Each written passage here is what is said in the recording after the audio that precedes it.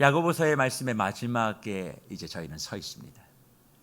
야고보서의 20번의 설교를 마무리하며 어떻게 이 야고보서 전체를 정리할까를 고민하다가 주님께서 제게 주시는 5가지 내용이 정리가 됐는데, 그것을 한번 오늘 나눠 보려고 합니다. 사실 야고보서의 가장 중요한 내용은 살아있는 믿음이 무엇인가, 그 살아있는 믿음을 어떻게 우리가 소유하고 살아갈 수 있는가, 그래서 이 세상을 어떻게 변혁하고 변화시킬 수 있는가에 대한 내용들을 야고보를 통해 하나님은 우리에게 주셨습니다. 그런데 그 살아있는 믿음을 우리가 설명하기가 참 어려워요. 그런데 이 5가지를 기억하면 그 살아있는 믿음, 특별히 야고보가 이야기하고 있는 그 살아있는 믿음이 무엇인지를 잘 설명할 수 있습니다. 살아있는 믿음의 첫 번째는 말씀의 씨앗입니다. 생명 되시는 그 하나님의 말씀이 내 안에 들어오는 것, 그것이 중요하고, 들어오고 난 다음엔 두 번째 어떤 일이 벌어집니까? 믿음의 뿌리가 내려져야 한다는 것입니다. 그리고 세 번째, 성령의 줄기가 돋아나야 하는 것이고, 그리고 네 번째, 참음과 인내의 꽃이 피어져야만 합니다. 그리고 5번째, 기도의 열매를 맺게 될 때 야고보는 그 사람을 살아있는 믿음을 소유하는 사람이라 명명해주고, 그런 사람을 통하여 이 세상을 더욱더 힘있게 복되게 만들 것이다, 그렇게 우리에게 말씀해주고 있습니다. 저는 그런 차원에서 우리 세계력교회 모든 주의 묵별들이 하나님의 말씀의 씨앗을 머금는 주의 권속들이 되기를 간절히 축복합니다. 그 말씀의 씨앗이 내게 분명하게 심겨져 있다면 우리는 믿음의 뿌리를 내려야 합니다. 그리고 그 믿음의 뿌리를 통하여 성령의 역사가 나타나야 되고, 그리고 내 삶 가운데 참음과 인내라고 하는 그 꽃을 피우고 기도의 열매를 맺어야 한다, 그렇게 말씀하고 있는 것이죠. 그러면 어떻게 그 기도의 열매를 맺을 수 있을까? 결국 기도의 열매를 맺는 것이 살아있는 믿음의 결론이라면, 기도의 열매를 어떻게 맺는 방법을 야고보서가 우리에게 설명해 주고 있지 않겠습니까? 오늘 그 해답 12절 말씀에 있습니다. 이렇게 말씀하죠.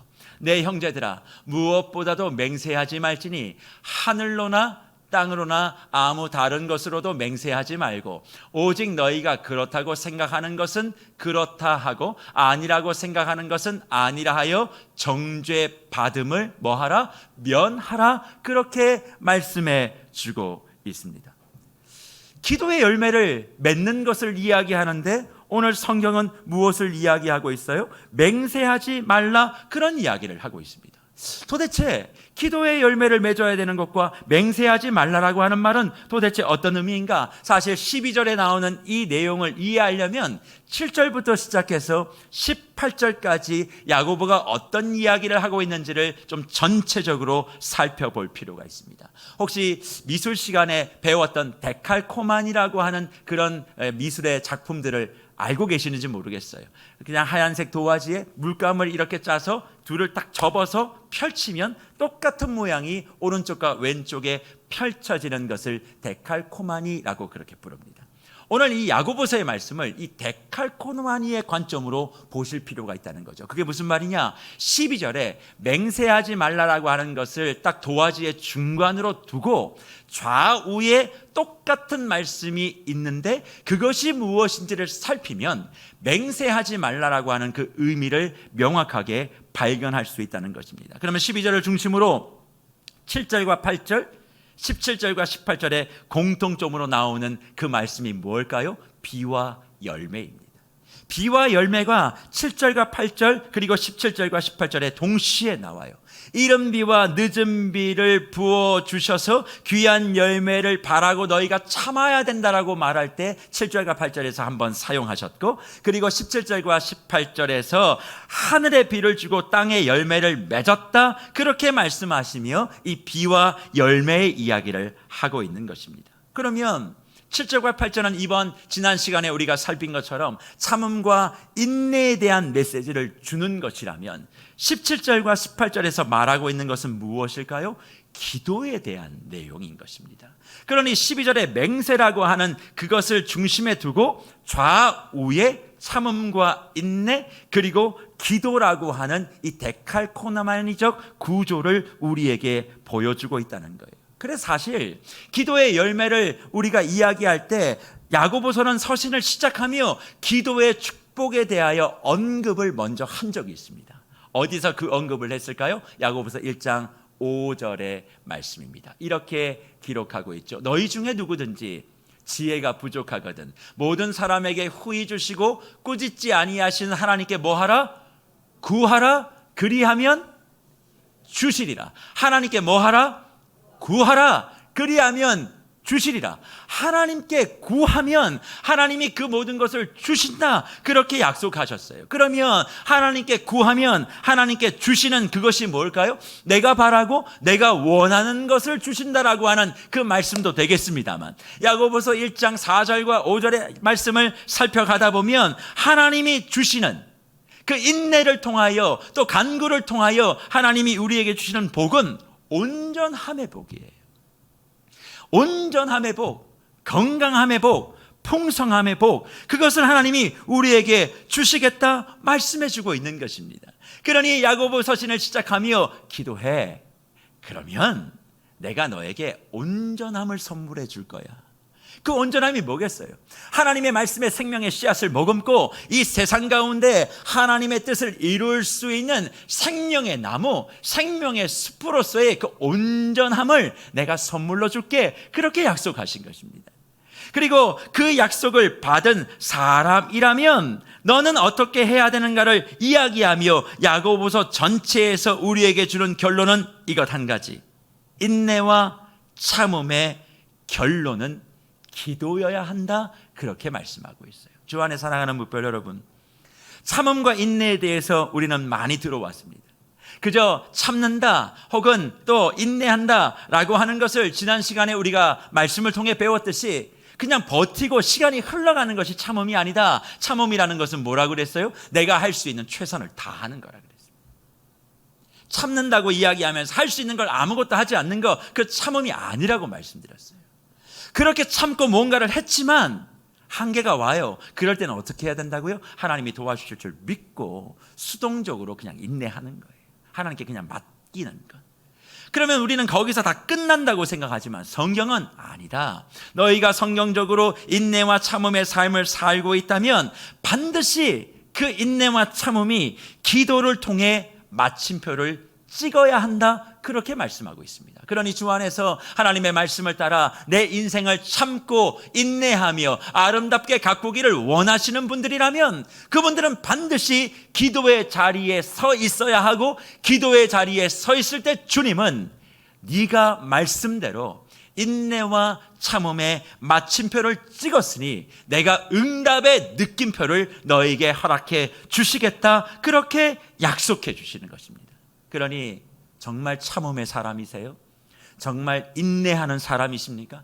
하나님의 말씀에 붙들고 내 삶에 이른 비와 늦은 비가 내릴 줄을 믿고 최선을 다하여 내 삶을 가꾸고 있지만, 그러나 되지 않는 일들이 있을 때 주저앉는 것이 아니라 하나님을 바라봅니다. 하나님을 의지합니다. 나는 하나님을 기다립니다. 그런 사람이라면 반드시 그 사람은 어디에 있는 사람이에요? 기도의 자리에 있는 사람이라 성경이 말씀하고 있어요. 그러니 꼭 명심하십시오. 하나님의 말씀의 원리를 따라 인내와 참음의 길을 걸어가고 있는 저와 여러분들이라면 여러분이 반드시 있어야 될 자리는 기도의 자리인 줄 믿습니다.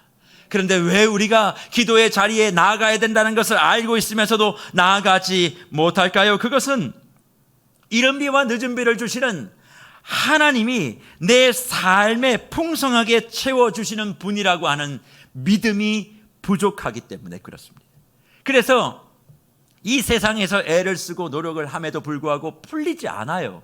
그러면 이 땅에서 풀리지 않으면 방법은 하나밖에 없어요. 하늘에서 풀어주는 거예요.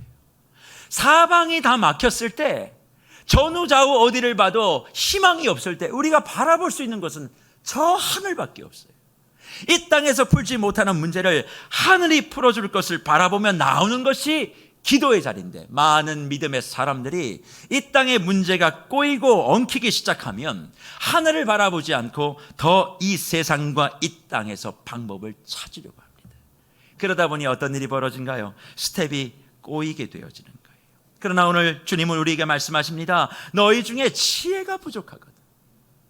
모든 사람에게 후히 주시고 꾸짖지 아니하시는 하나님께 뭐 하라고요? 구하라. 구하라. 그리하면 주시리라. 그렇게 말씀하시며 너희의 삶 가운데 해결되지 못하는 모든 문제를 나에게 가지고 오렴. 네가 이 최선을 다해서 애를 다하고 그리고 안 되는 것들에 대해서 맡기고 손을 놓고 있는 것이 아니라 기도의 자리에 나와 나의 이름을 부르면 반드시 내가 너의 모든 문제를 해결하여 줄 것을 저와 여러분에게 약속해 주는 줄 믿습니다. 그러니 지금까지 참고 오셨어요? 지금까지 애를 썼는데 잘 안 됐어요? 그걸로 내가 해야 될 걸 다 했다고 손을 놓으시면 안 됩니다. 바로 그 자리에서 한 걸음 더 나아가 주님, 내가 이번 하프타임 시간에 영가족 산상수양회의 토요 새벽 기도를 내가 전참하겠습니다. 내가 기도의 새벽을 깨우겠습니다. 그런 마음을 가지고 기도의 자리로 나오는 그 발걸음을 주님은 네가 말씀한 대로 내가 너에게 가르쳐준 대로 참았구나, 인내했구나. 말씀대로 참고 인내한 너에게 내가 줄 것은 은혜와 복과 형통밖에 없다라고 약속하시며 저의 삶에, 우리의 삶에 모든 것들을 열어주시고 후히 주시는 주님을 만나게 되는 은혜가 우리의 삶 속에 가득하게 될 줄 믿습니다. 그러니 재정에 문제가 있으세요? 자녀의 문제가 있으십니까? 건강에 문제가 있으세요?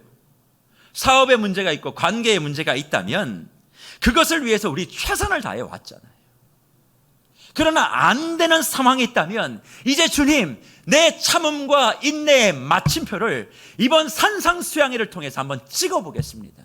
내가 기도의 자리를 통해서 한번 찍어보겠습니다. 기도하지 않고 참고 기도하지 않고 인내하는 것은 무용지물입니다. 나는 무언가를 하는 것 같지만 아무것도 실상은 안 한 것입니다. 그렇게 생각하고 주님 앞에 더욱더 힘있게 기도의 자리를 지켜 참음과 인내의 마침을 완성하고 하나님이 우리에게 약속하시는 설레임의 축복과 짜릿한 그 은혜의 선물을 다 함께 기쁨으로 받는 저와 여러분이 되기를 간절히 축복합니다. 모든 건 마무리가 잘 돼야 돼요.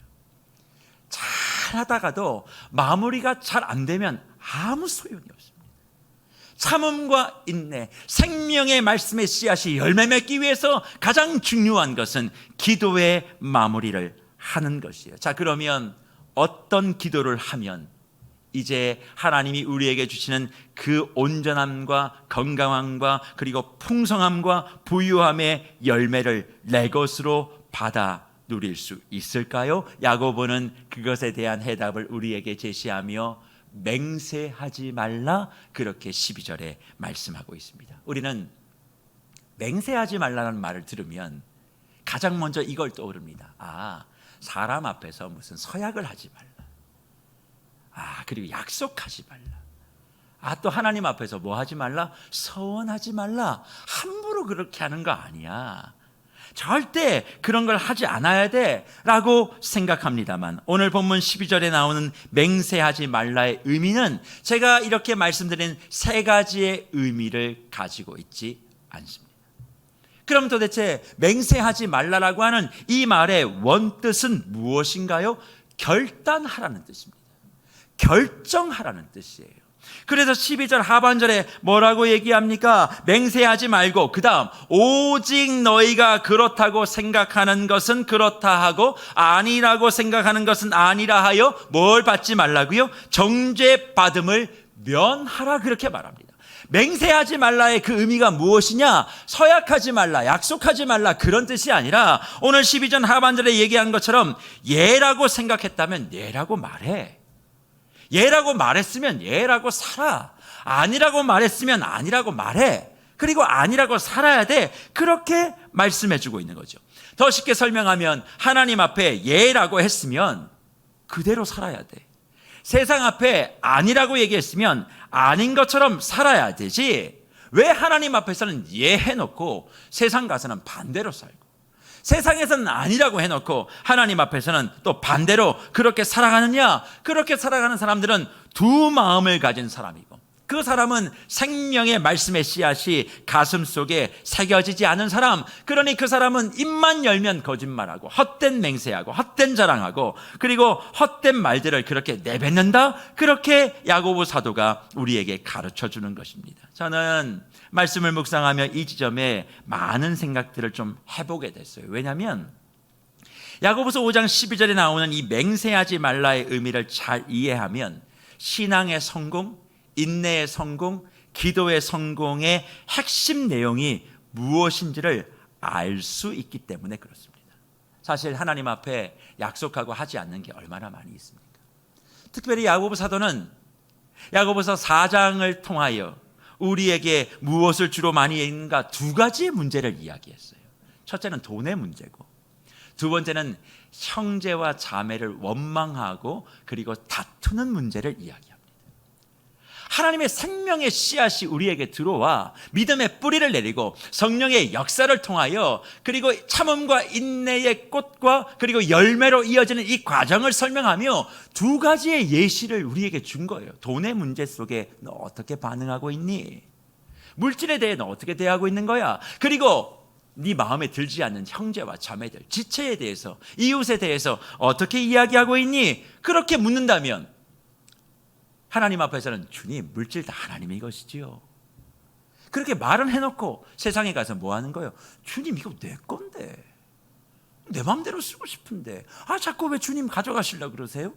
그렇게 말하는 것, 이거 결단하라는 거예요. 하나님 앞에서는 형제를 사랑해야죠. 사랑하죠. 그렇게 말해놓고 보는 순간 그렇게 얘기하며 원망하며 독사의 눈을 쫙 떠서 그를 바라보고 있는 이 모습을 주님은 네가 생명의 씨앗이 담긴 사람으로 어떻게 두 마음을 가질 수 있어? 그러니 결심해, 결정해, 결단해. 물질의 문제를 결단하고 관계의 문제를 결단해. 그렇게 말씀하고 있는 것입니다. 그러니 너희의 삶에 기도의 응답이 있기를 소망한다면 이 돈의 문제와 관계의 문제 속에서 하나님 앞에 네 한 대로 결정하고 살아. 세상 앞에 노 한 대로 그렇게 방향을 잡아 그렇게 말씀하며 살아가게 되어질 때 우리의 삶에 진정한 형통과 축복이 열매 맺어질 수 있다. 그렇게 말씀하고 있는 것입니다. 그래서 야고보는 우리가 말한 대로 살아야 될 것을 이야기하며 하나님의 말씀이 우리한테 새겨지면 우리의 심령에 고백되어지는 그 말이 달라지게 된다. 그렇게 말씀하고 있어요. 어떻게 달라집니까? 모든 것이 다 하나님의 것이라고 고백하게 되어지고 그리고 내 옆에 있는 지체를 사랑하고 그를 비난하는 것이 아니라 용납하고 품어낼 수 있다. 그렇게 말씀하세요. 사실 우리는 이 정도까지만 해도 대단한 신앙이고 믿음이라고 생각합니다만 아니요. 야고보는 정말 네가 생명의 말씀의 씨앗이 뿌리내는 하나님의 사람이라면 거기서 끝나면 안 되고 한 단계 더 나아가야 된다. 그렇게 말씀하며 오늘 본문 16절을 우리에게 제시하고 있습니다. 16절 말씀 뭐라고 우리에게 얘기합니까? 그러므로 너희 죄를 서로 뭐하면 고백하면 병이 낫기 위하여 서로 기도하라. 의인의 간구는 역사하는 힘이 크다. 그렇게 얘기합니다. 너희 죄를 서로 고백하며 병이 낫기를 위하여 서로 기도하면 의인의 간구는 역사하는 힘이 크대요. 기도의 열매를 맺는 것을 이야기하며 맹세가 결단이고 결정인 것을 이야기했던 그 야고보가 이제 너희가 단지 누군가에 대해서 칭찬하고 용납하는 그 말의 자리가 아니라 어디까지 나가야 된다고요? 서로 고백의 자리까지 나가야 된대요. 서로 원망했던 관계가 서로 고백이 뭐예요? 내가 잘못했습니다. 내가 생각해보니 좀 지나쳤습니다. 그렇게 서로 고백의 자리에 나아가고 서로 고백의 자리에 나간 사람이 뭐하면 서로 기도하면 병이 낫고 구원이 이루고 모든 것이 역사하는 능력의 기도가 된다. 그렇게 말씀하고 있어요. 저는 우리 세계로교회 모든 무별들이 이런 능력의 기도의 사람이 되기를 간절히 축복합니다. 그러려면 어떻게 해야 될까요? 기도를 뜨겁게 하면 됩니까? 열심히 하면 됩니까? 오래 하면 됩니까? 아니요. 서로 원망을 서로 고백으로, 서로 미움을 서로 사랑으로 바꾸어 이것을 서로 기도의 자리로 나오게 할 때 하나님께서 역사하는 능력을 주신다, 그렇게 말씀해 주고 있는 것이죠. 그래서 야고보 사도는 오늘 본문 15절 말씀에 이런 기도를 어떤 기도라고 이야기해요? 믿음의 기도라고 얘기합니다. 그래서 그 믿음의 기도가 뭡니까? 이렇게 말하죠. 믿음의 기도는 병든 자를 구원하리니 주께서 그를 일으키시리라. 혹시 죄를 범하였을지라도 뭘 받습니까? 사하심을 받는다, 그렇게 말합니다. 많은 사람들은 믿음의 기도를 이야기할 때 하나님을 믿지요. 하나님이 이 모든 것을 도와주실 것을 내가 믿습니다. 그런 정도의 믿음을 이야기합니다. 맞습니다. 우리가 믿음의 기도를 할 때 하나님 도우실 겁니다. 하나님이 채우실 겁니다. 하나님이 살리실 겁니다. 하나님이 모든 것을 새롭게 하실 것입니다. 하나님이 하시면 됩니다. 그것을 고백하며 기도하는 것이 믿음의 기도입니다만, 야고보 서신의 관점을 통하여 바라보는 믿음의 기도는 제가 말씀드렸던 하나님이 하시면 된다라고 하는 그런 믿음의 기도가 아니라 참음과 인내에 서로 사랑의 기도가 더해지는 거예요. 참음과 인내의 마침표가 기도라고 이야기하잖아요. 그러니까 열심히 사셔야 돼요. 그리고 안 되는 것에 대해서는 욕심 부리지 말고 주님께 맡겨야 돼요. 그 맡김의 표현이 기도여야 한다고요. 근데 그 기도의 자리에 나와서 주님 살려달라고, 도와달라고, 채워달라고 기도하면 되느냐? 아니, 그게 아니라 지금 내 옆에 있는 사람과의 관계가 문제가 있어요. 그럼 그 사람과 원망하고 미워하고 다투는 것이 아니라 그 사람과 서로 고백을 하는 거예요. 미안하다고, 죄송하다고, 내가 모자랐다고, 서툴렀다고. 그렇게 서로 고백의 자리에 나가고 그 다음에 그 사람들이 서로 기도하게 되어질 때 그 기도를 어떤 기도라고 부른다고요? 믿음의 기도라고 부른다. 믿습니다, 이게 아니라 내 옆에 있는 사람과의 문제를 풀어내고 고백하고 용납하고 용서하여 함께 기도할 때 그 기도를 주님은 믿음의 기도로 받으시고 역사하는 힘이 크다, 그렇게 말씀하고 있는 거죠. 그러니 16절 하반절에 나오는 그 의인의 간구는 역사하는 힘이 크다라고 하는 그 의인은 누구예요? 뭔가 법 없이도 살아가는 그런 사람들을 이야기하는 것이 아닙니다. 거기서 말하는 의인은 하나님의 말씀의 원리대로 최선을 다하고 한계가 왔을 때 욕심부리지 않냐고 하나님께 의탁하며 그 의탁을 포기가 아닌 기도의 자리에 나와 간구하는 사람. 그런데 그 사람의 기도는 달라요. 어떤 기도입니까? 사람과의 문제가 있을 때 문제를 다 풀고 오는 기도, 서로 용납하는 기도, 고백하는 기도. 그 사람의 기도를 하나님께서 들으셔서 어떻게 한다고요? 그 사람에게 역사하는 능력을 주신다, 그렇게 말씀합니다. 주 안에 사랑하는 무별 여러분, 저는 이 원리가 우리 세계로 교회 가운데 가득하기를 간절히 축복합니다. 특별히 우리 교회는 너무나 오랜 동안 끈끈한 정을 가지고 64년을 달려온 교회입니다. 어린 시절부터 저 집안이 어떻게 자라왔고 성장했고 어떤 시간들을 지냈는지 그 집에 숟가락 젓가락까지 다 알고 있는 분들이 여기 앉아 계세요. 그러니까 이것이 좋은 장점이죠. 누구보다 정이 가득하고 사랑이 가득하고 그리고 서로에 대한 그런 애틋함이 가득한 것은 우리 교회의 강점입니다. 그러나 사람이 언제나 좋은 일만 있을 수는 없잖아요. 너무 친밀하다 보면 그 속에 잘못된 것들이 나타날 수 있고 그래서 마음이 불편할 수도 있고, 그러다 보니 우리 교회의 또 여러 가지 특징 중에 하나가 뭐냐면 가문과 가문 사이에 얽혀 있는 것들이 많아요. 그러니까 말 한마디를 조심해서 해야 돼요. 나는 여기서 그냥 나비 날개짓을 한번 딱 했을 뿐인데 이게 하루가 지나기 전에 태풍이 되어서 내 뒤통수를 치는 일들이 없다고 할 수 없기 때문에 그렇습니다. 그러니 말은 하지 못해도 서로가 서로에게 쌓여 있는 것들이 있을 수 있어요. 그게 쌓여 있으면 아무리 기도해도 하나님 그것을 뭘로 받지 않으신다고요? 믿음의 기도로 받지 않는다, 그렇게 말씀하시죠.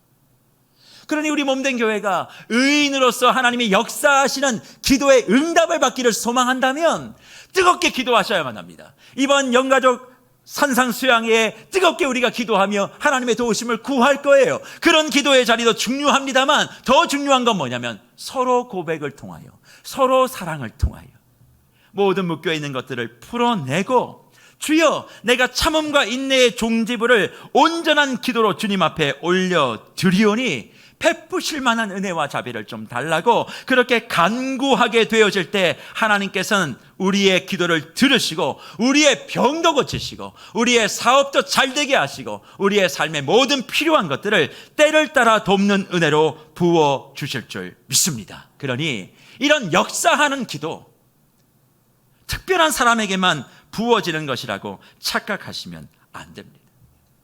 생명의 말씀의 씨앗을 머금은 사람, 하나님의 진리와 동행하는 사람, 성령의 능력 가운데 거하는 모든 사람에겐 하나님이 다 예비해 두신 거예요. 근데 중요한 건 이 원리를 잘 알지 못하니까 결국 하나님께서 원하시는 그 기도의 자리에 서지 못하니까 하나님이 원하시는 그 축복을 우리가 못 누리는 것이 아니겠습니까? 그러니 주 안에 사랑하는 우리 뭇별 여러분, 간절히 소망합니다. 기도에 대한 바른 관점을 가지세요. 어떤 관점이에요? 우리는 기도하는 모든 사람들이 열심히 기도하고 뜨겁게 기도하고 두세 사람이 모여서 기도하면 하나님 응답하신다, 그런 마음의 신념을 가지고 있습니다. 그래서 모일 때마다 기도하자, 힘을 다해서 기도하자, 그렇게 가르쳐왔고 또 그렇게 배워왔습니다. 저는 그 가르침이 틀렸다라고 생각하지 않아요. 맞아요. 우리 함께 모일 때마다 뜨겁게 기도해야 돼요. 두세 사람이 모일 때마다 하나님이 함께 하신다라고 그렇게 말씀하셨으니까 모일 때마다 무리를 이루어 열심히 기도하는 건 너무나 중요합니다. 그러나 두세 사람이 나의 이름으로 합심하여 기도하면 이루시겠다라고 하신 그 말씀이 그걸 이야기하는 것일까요? 두세 사람이 합심하여 기도하면 하늘에 계신 내 아버지께서 이루신다, 두세 사람이 있는 곳에 나도 함께 하겠다라고 하는 그 말씀 어디에 나온 말씀입니까? 마태복음 18장에 나오는 말씀이에요. 마태복음 18장 19절부터 20절까지의 말씀이 뭐라고 기록합니까? 정확하게 이렇게 얘기합니다. 진실로 다시 너희에게 이르노니 너희 중에 두 사람이 땅에서 합심하여 무엇이든지 구하면 하늘에 계신 내 아버지께서 그들을 위하여 이루게 하시리라. 두세 사람이 내 이름으로 모인 곳에는 나도 그들 중에 있느니라, 그렇게 말씀합니다. 그런데 이 말씀이요, 다시 19절 볼까요? 진실로 다시 너희에게 이른다. 18장에 배경이 있습니다. 어떤 배경이냐면 형제가 싸우는 거예요. 갈등이 있어요. 그러니까 그 누가 옳으냐 그르냐를 판단해야 되는 그런 상황 가운데 이 지체들이 있었던 거예요. 그러니까 옳고 그름을 판단하려면 어디로 가야 돼요? 법정으로 가야 되는 거예요. 재판을 하러 가는 사람들이 지금 두세 사람인 거예요. 그 두세 사람이 재판을 가다가 어떤 일이 벌어진 겁니다. 판결을 받기 전에 내가 잘못했다고, 나를 좀 용서해 달라고, 나를 좀 이렇게 좀 이해해 달라고, 내가 좀 지나쳤다고 그렇게 이야기하며 서 있는 사람들이 손을 잡고 기도하는 그 기도를 주님이 구하면 어떻게 해요? 하나님께서 그것을 이루신다, 그 말씀이에요. 20절 말씀 뭐라고 이야기합니까? 두세 사람이 내 이름으로 모인 곳에 나도 그들 중에 있다, 이 말도 마찬가지예요. 그냥 두세 사람이 앉아 있으면 하나님이 거기에 있겠다, 그런 뜻이 아니라 여기서 두세 사람은 누가 옳으냐 그르냐를 가지고 다퉜는데 서로 고백한 거예요. 내가 잘못했다고, 내가 부족했다고. 그 두세 사람 서로 고백하여 사랑하여 용납받은 그 두세 사람이 모인 곳에 주님이 함께 하시겠다는 약속을 주신 겁니다. 그러니 지금 우리 교회에 나와 예배하고 있는 우리 귀한 뭇별들 이렇게 모여 있다고 주님이 우리와 함께 하고 있다라고 너무 과신하지 마세요. 불편한 사람이 있으면 주님이 여기 계시지 않아요. 그 사람을 생각하면 마음이 불편하고 그 사람에 대해서 원망하고 또 입에 담지 못하는 여러 가지 험담들을 그렇게 하는 것, 그런 사람들이 모여 예배할 때 주님은 이 자리에 계시지 않을 수 있습니다. 그러니 기도의 응답을 받고 싶으세요? 내게 겨자씨와 같은 믿음이 없어서 응답이 없다고 생각하십니까? 아니요. 능력이 없어서가 아니라 하나님과의 관계 설정이 잘못되어졌기 때문에 응답이 없는 겁니다. 믿음의 기도를 착각하고 있는 거예요. 하나님이 하십니다라고 하는 그 믿음만을 생각하지 또 하나의 믿음을 생각하지 못하는 거예요. 그 믿음이 뭐예요? 하나님이 내게 주신 생명의 말씀의 씨앗대로 돈의 문제, 물질의 문제, 사람과의 관계 문제를 결단하고 나아갈 때 그 사람을 믿음의 사람이라 불러주시고 그 사람을 통하여 간구하는 모든 것들을 주님께서 역사해 주시겠다, 그렇게 말씀해 주는 것 아니겠습니까? 주 안에 사랑하는 무별 여러분, 그런 차원에서 우리 세계로교회 모든 주의 성도들의 삶 가운데 서로 원망이 서로 고백되기를 간절히 축복합니다. 서로 고백이 서로 사랑으로 변화되기를 축원합니다. 서로 사랑이 서로 기도로 완성되기를 축복합니다. 그럴 때 어떤 일이 벌어질까요? 내 일들이 형통하게 되어지는 거예요. 그러니 원리를 알고 기도하셔야만 합니다. 야고보서를 통해서 우리에게 주시는 말씀의 씨앗, 믿음의 뿌리, 성령의 역사, 그리고 참음과 인내의 꽃, 그리고 기도의 열매, 이 모든 과정들을 머리에 딱 기억하고 그대로 걸어가게 되어지면 거기에 하나님께서는 베푸실 만한 은혜와 자비를 허락해 주신다는 거예요. 마음속에 응어리를 가지고 계세요? 그 응어리를 맺게 한 사람이 있습니까? 자존심을 내려놓고 손을 먼저 내미세요. 왜 내밀어야 할까요? 내가 내밀어 서로 고백하고 서로 사랑해야 역사하는 능력의 기도를 내가 할 수 있기 때문에 그렇습니다. 기도가 부족해서 응답이 안 되는 것이 아니라 역사될 수 있는 기도가 없기 때문에 그래요. 교회마다 예수의 이름을 부르며 기도하는 교회 얼마나 많이 있습니까? 그러나 왜 교회가 힘을 잃어갑니까? 이유는 서로 고백과 서로 사랑과 서로 기도가 없기 때문에 그래요. 저는 우리 세계로 교회가 모든 문제를 다 풀어내고 주님 앞에서 새 힘과 새 능력을 소유하는 은혜가 있기를 간절히 축복합니다. 그래서 이런 기도를 이루어냈던 한 사람, 참음과 인내를 통해서는 욥을 제시하셨다면 능력 있는 역사하는 기도의 롤 모델로 주님은 누구를 세우세요? 엘리야를 세웁니다. 그 엘리야를 우리에게 보여주며 뭐라고 말씀하십니까? 17절에 엘리야는 우리와 성정이 같은 사람이로되 그가 비가 오지 않기를 간절히 기도한즉 3년 6개월 동안 땅에 비가 오지 아니하고 다시 기도하니 하늘이 비를 주고 땅이 열매를 맺었다, 그렇게 말씀해 주고 있는 거죠. 사실 엘리야를 이야기하면 얼마나 위대한 선지자입니까? 그러니 엘리야가 기도하면 대단한 능력이 나타났죠. 3년 6개월 동안 비 안 오게 한 것뿐만 아니라 850명의 그 바알 선지자, 이세벨 선지자가 붙어서도 이겼던 선지자 아닙니까? 그는 우리와 다른 사람이에요. 능력의 사람이에요. 그런 사람들을 향하여 야고보는 엘리야는 우리와 성정이 같다, 호모이오파테스라고 하는데, 호모이오파테스, 이 말은 성격이 같다라는 그런 뜻이 아닙니다. 우리와 동일한 고난과 어려움에 그도 있었다.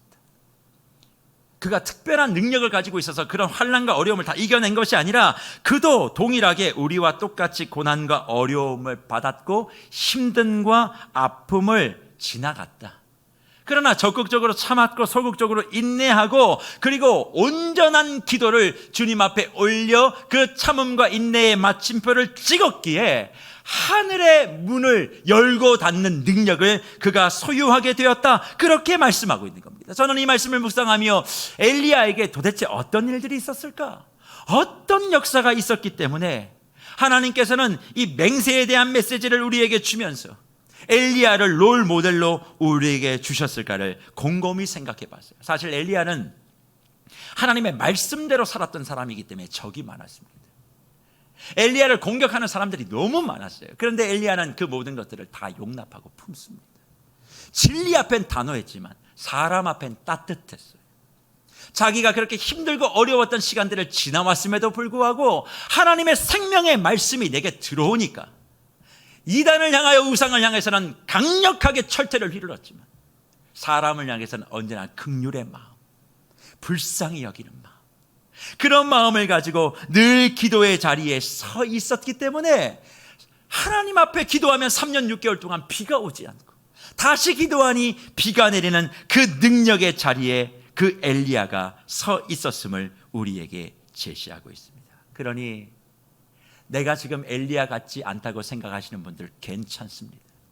엘리야니까 응답받고 엘리야가 아니니까 응답을 해주는 것이 아니라 중요한 건 우리와 동일한 고난과 어려움의 상황 가운데서도 적극적인 참음과 소극적인 인내와 기도의 마침표, 그리고 그 기도는 서로 고백, 서로 사랑, 서로 기도였다는 원리를 알고 주님 앞에 간절히 기도했던 그 모습만 우리가 보이면 하나님이 하늘문을 여시고 이른 비와 늦은 비뿐만 아니라 은혜와 축복의 폭포수를 하늘로부터 우리 가운데 쏟아 부어 주시는 줄 믿습니다. 그러니 응답의 기도의 사람이 되고 싶으십니까?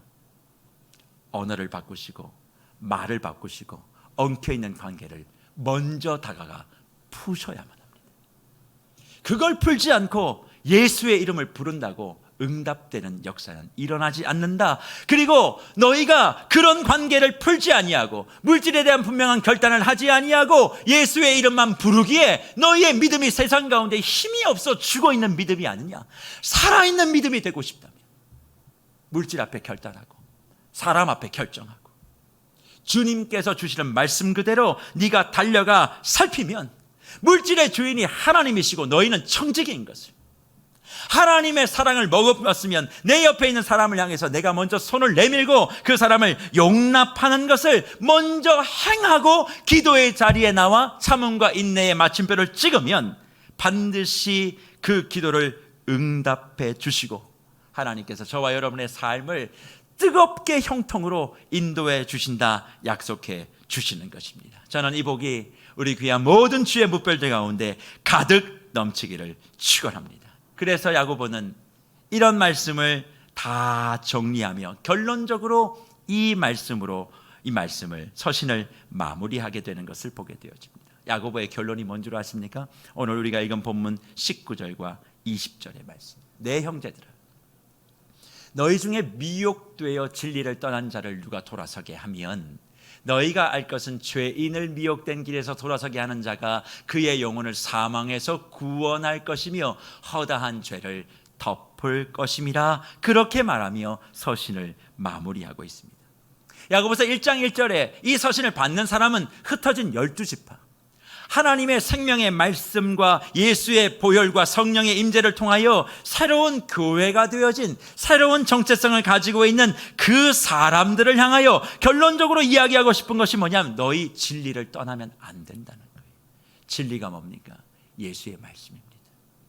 예수의 핏값으로 우리의 심령 가운데 심겨 넣으신 그 생명의 말씀, 그 생명의 말씀을 통해 야고보서 1장 18절에서는 우리가 나아졌다, 출생했다, 그렇게 말씀하고 있지 않습니까?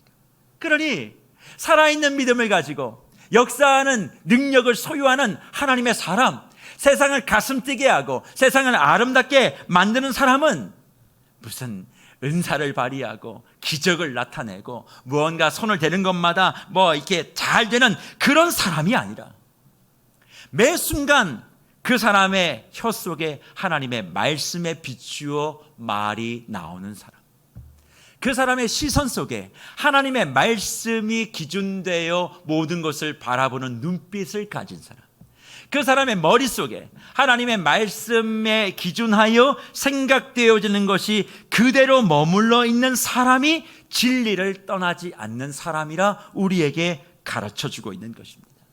그래서 하나님은 예수 그리스도를 십자가에 못 박고 그를 3일 만에 부활시키시고 우리의 삶의 주인으로 세워두시며 말씀하고 싶은 것이 그거예요. 내가 너를 진리의 사람으로 만들었어. 그 진리를 머금고 세상의 한복판에 들어가. 토양이 어떻건 토질이 어떻든 상관없이 거기에 뿌려져. 뿌리를 내리고 잎을 내고 열매를 맺어 하나님의 생명의 나무가 되었어.